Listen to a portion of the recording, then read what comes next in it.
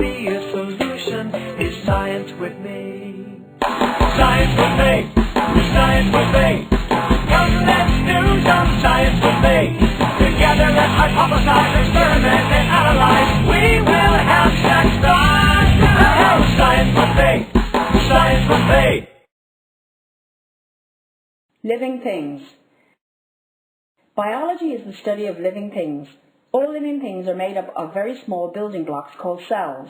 Another name for living things is organisms. Very tiny living things are called microorganisms. They include bacteria and viruses that are too small to see with the unaided eye, so a microscope has to be used. A species is a group of living things that are able to interbreed. Living things can be further classified as plants or animals. There are differences between plants and animals. For example, animals move from place to place, but plants don't. Plants have a green pigment called chlorophyll, but animals don't. Plants use sunlight to carry out photosynthesis and make their own food, but animals don't. Plants have cell walls, animals don't. Plants can be identified as having some of these simple features such as stems, roots, leaves and flowers.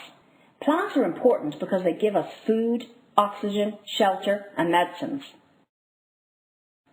Animals can be identified as having some of these simple features such as eyes, skin, fur and hair. Animals are important because they give us food, clothing and companionship. Animals can be divided into two major groups, vertebrates and invertebrates. A vertebrate is an animal that has a backbone, such as a salmon, a snake, an eagle, a dog, or a frog. An invertebrate is an animal without a backbone, such as an earthworm, a snail, or a spider. Invertebrates, like worms, have no protection for their bodies. Others, like snails, have a shell to protect them. Others, like the spider, have a hard outer skin called the exoskeleton. Almost all the world's animals are invertebrates. All living things carry out these 7 life processes. 1. Respiration, which is the release of energy from food. 2. Response, which is the reaction to a stimulus. 3. Movement, which is the movement of parts or moving from place to place. 4.